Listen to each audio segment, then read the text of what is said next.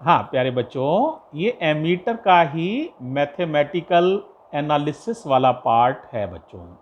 तो देखो कैसे बनाया जाता है एमीटर, आपने अभी इसके पहले वाली वीडियो में समझा था। गैल्वेनोमीटर के साथ एक वेरी लो रेजिस्टेंस एस को पैरेलल में लगा देते हैं।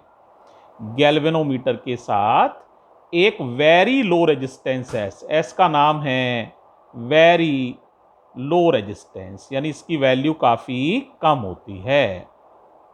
इसको किस में जोड़ देते हैं? पैरेलल में। इस तरह ये पूरी जो डिवाइस बन गई, इसका नाम ही हो जाता है एमीटर। पहले बताओ इतनी बात क्लियर है?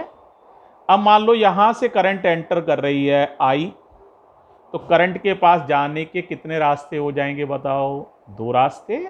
मान लो इस रास्ते से कितनी करंट जाती है? I g, current through galvanometer. Total current I थी, आई जी इस रास्ते से गई, तो बताओ बाकी कितनी करंट बचेगी? आई माइनस आई जी। वो किससे जाएगी? एस से। ओके है। अब बेटा जी और एस पैरेलल में हैं, और पैरेलल में तुम्हें मालूम है पोटेंशियल डिफरेंस सेम होता है। तो जितना पोटेंशियल डिफरेंस जी पर होगा, उतना ही पोटेंशियल डिफरेंस एस पर भी होगा। अब वी का फॉर्मूला मालूम है ओम्स लॉ से, I1 R1 बराबर I2 R2। मान लो ये रेजिस्टेंस नंबर 1 है और S का नाम R2 मान लो, तो क्या हो जाएगा? I1 का मतलब IG इंटू R1 का मतलब कैपिटल जी का मतलब है रेजिस्टेंस ऑफ गैल्वेनोमीटर, यहां G सफिक्स में है, गैल्वेनोमीटर में बहने वाली current into resistance of galvanometer equals to I minus I G. I total current है और R2 का मतलब है S। यहां से शंटिंग रेजिस्टेंस S की वैल्यू कैलकुलेट की जा सकती है। तो S का फॉर्मूला बन जाएगा I g into g upon I minus I g. इस तरह से शंटिंग रेजिस्टेंस कैलकुलेट किया जा सकता है। एक तो ये इंपॉर्टेंट बात है बेटा। एक अगर कोई बच्चा अमीटर का रेजिस्टेंस पूछे, पूरे एमीटर का, तो जी और एस पैरेलल में है, तो मैं पता है रेजिस्टेंस का फॉर्मूला होता है R1 R2 upon R1 plus R2, parallel में है ना। ए क्यों लगा दिया? एमीटर का रेजिस्टेंस है इसलिए।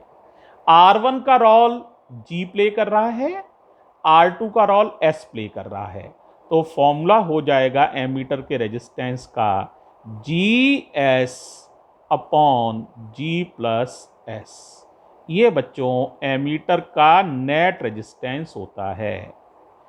एक आइडियल एमीटर में ये रेजिस्टेंस 0 होना चाहिए। ठीक है, ये बात। अब देखो बेटा, जनरली एक बात और समझो थोड़ा सा।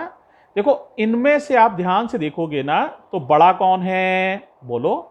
जी बड़ा होता है और एस जनरली छोटा होता है। अगर ऐसा है, if G is greater than S, तो आप क्या कर सकते हैं? देखो रेजिस्टेंस ऑफ एमीटर हो जाएगा जी एस, ऊपर तो मल्टीप्लाई है, नीचे ऐड करना है, जी में एस जोड़ना है। लेकिन जी बहुत बड़ा है, जैसे 1 लाख रुपए में 1 रुपया जोड़ना हो, तो 1 लाख का डिवाइड करो या 1 लाख 1 का, आंसर पर कोई विशेष अंतर नहीं पड़ेगा। तो आप एस को यहां से जी में एस जोड़ने के बाद भी उसकी वैल्यू लगभग जी ही रहेगी, तो आप जी लिख सकते हैं, एस को छोड़ दो। जी से जी कट गया, तो लगभग रेजिस्टेंस एस के बराबर होता है। तो याद रखो, अगर गैल्वेनोमीटर का रेजिस्टेंस काफी बड़ा है, तो कुल आमीटर का रेजिस्टेंस एस के बराबर होता है। एस की वैल्यू जितनी कम होगी, उस एमीटर की रेंज उतनी ही ज्यादा होगी, वो उतनी ही बड़ी करंट्स को मेजर कर सकता है। ठीक है, तो बच्चों ये बात ध्यान रखनी है जितनी शंटिंग रेजिस्टेंस की वैल्यू कम होगी, रेंज ऑफ एमीटर उतनी ही ज्यादा होगी। तो क्या सबको समझ में आ गया? शंटिंग रेजिस्टेंस निकालना आ गया, एमीटर कैसे बनता है ये समझ आ गया। गैल्वेनोमीटर के साथ शंट को किस में लगा देते हैं? पैरेलल में। शंट का मतलब क्या है? वेरी लो रेजिस्टेंस को शंट कहा गया है यहां पर। और ये एमीटर का रेजिस्टेंस है बेटा। अगर जी की वैल्यू बहुत बड़ी है, जनरली जो होता भी है, तो एमीटर का रेजिस्टेंस लगभग एस या शंटिंग रेजिस्टेंस के बराबर होता है। क्लियर? थैंक यू बच्चों।